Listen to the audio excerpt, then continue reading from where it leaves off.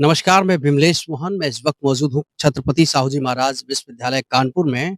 मेरे साथ एक शख्सियत है जिसने नेट जेआरएफ जो क्वालीफ़ाई किया है और ये कानपुर में इन्होंने प्रथम स्थान हासिल किया है।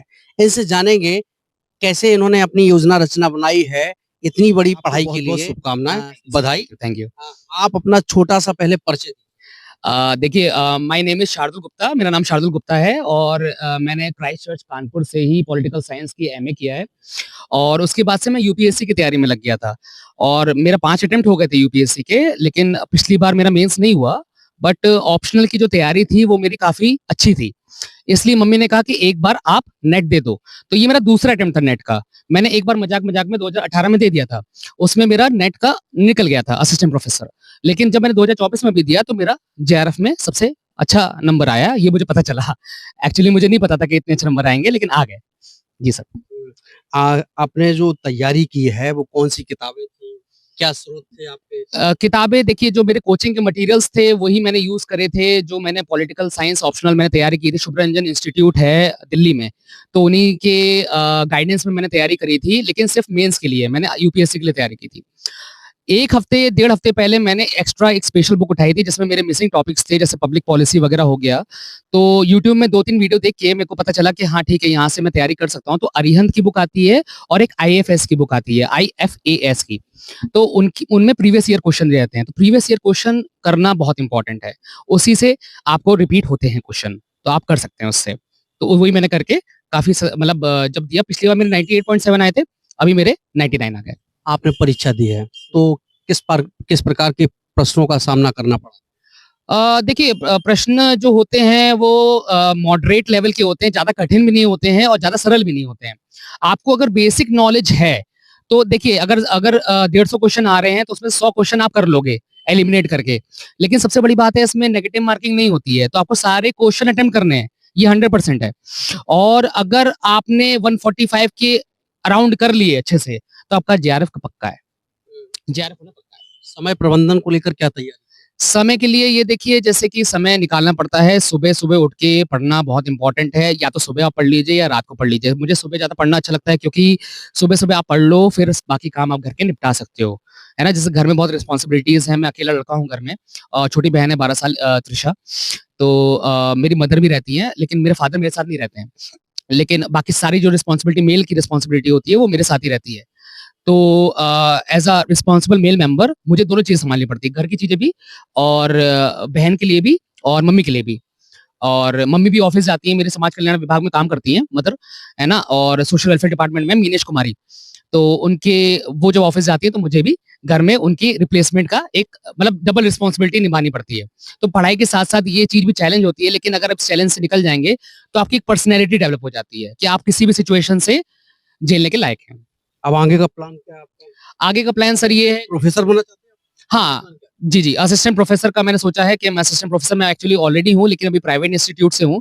ऑलरेडी मैं अभ्युदय योजना में पढ़ा रहा हूँ, मुख्यमंत्री निःशुल्क योजना होती है सोशल वेलफेयर डिपार्टमेंट से, जहाँ पर यूपीएससी, नीट और जेईई की कोचिंग होती है निःशुल्क, वहाँ पर मैं पढ़ाता हूँ, एज़ अ पॉलिटी टीचर।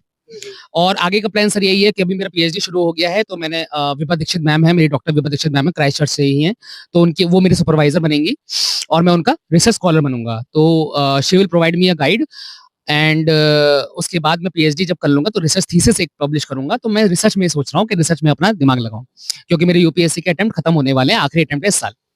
तो ये मुझे बेस्ट अच्छा ऑप्शन लगा और ये मुझे ज़्यादा अच्छा लगा क्योंकि इसमें सुकून है। इसमें करियर की क्या-क्या संभावना? देखिए, करियर की इसमें संभावना ये है कि आप असिस्टेंट प्रोफ़ेसर पहले बनेंगे। असिस्टेंट प्रोफ़ेसर का एग्ज़ाम जो यूपी में होता है, वो 3 या 4 साल में 1 बार होता है। तो ये चीज़ सरकार को थोड़ी-सी बढ़ानी चाहिए, फ्रीक्वेंसी इसकी बढ़ानी चाहिए कि साल में डेली हर साल 1 बार हो।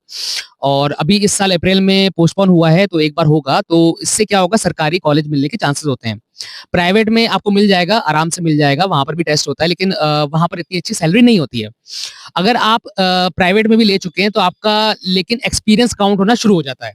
आप असिस्टेंट प्रोफ़ेसर से आप जब पीएचडी कर लोगे तभी आप एसोसिएट प्रोफ़ेसर बन पाओगे।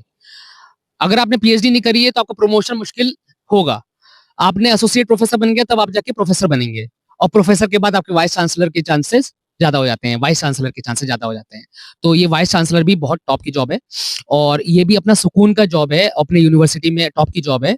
लोग आईएएस के बारे में सोचते रहते हैं और क्योंकि वो हल्ला वो दिखता रहता है, लेकिन ये प्रोफ़ेसर लोग जो हैं सुकून में रहते हैं इसलिए उनके बारे में ज़्यादा पता नहीं होता लोगों को और मैं चाहता हूँ कि ज़्यादातर लोगों को ये चीज़ें पता चले। जो छात्र तैयारी कर रहे हैं उनके लिए क्या आप संदेश दें? बस मैं चाहता हूँ कि एक बार जैसे अभ्युदय कोचिंग अगर कानपुर में हैं आप तो इधर कृपया मेरे से मिलें आके अभ्युदय कोचिंग यहाँ यूनिवर्सिटी में सीएसजेएमयू में हो रही है और अगर नहीं मिल पा रहे हैं तो मेरा कॉन्टैक्ट आपको मिल जाएगा। तो प्लीज़ मुझे मेल कर सकते हैं, आप मेरे से पूछ सकते हैं और सबसे अच्छा तरीका यही है कि आपका डेडिकेशन बहुत इम्पोर्टेंट है, कंसिस्टेंसी बहुत इम्पोर्टेंट है क्योंकि सर मैंने 8 साल से लगातार तैयारी करी है। क्योंकि अगर यूपीएससी की तैयारी देखी जाए तो वो 1.5 साल की होती है, 1 साल की नहीं होती है, 1.5 साल की होती है। तो वो मैंने तैयारी मैंने 1.5 साल की करी है।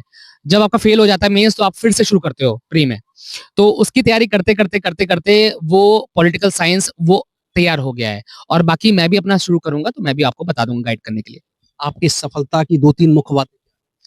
2-3 मुख्य बातें सर ज़्यादा ही मुख्य बातें हैं लेकिन जो अभी जैसे सफलता की मेन चीज़ ये है कि मुझे अपने अंदर कॉन्फिडेंस इस चीज़ के लिए आया है क्योंकि मेरी पढ़ाई जो है वो वेस्ट नहीं गई है। मुझे क्या लग रहा था यूपीएससी की मैं तैयारी कर रहा हूँ सर, तो यूपीएससी की अगर तैयारी कर रहा हूँ तो मेरी अगर नहीं निकलता तो मेरी वेस्ट हो जाएगी पढ़ाई। लेकिन कहीं न कहीं यूपीएससी के टीचर्स ने भी बताया था कि कहीं न कहीं आपकी ये तैयारी काम आएगी ही आएगी और नॉलेज ऐसी चीज़ है जो आपसे कोई नहीं चुरा सकता। नॉलेज ऐसी चीज़ है जो कोई नहीं चुरा सकता। बाकी चीज़ें चुरा लेंगे लेकिन नॉलेज आपसे कोई नहीं चुरा सकता।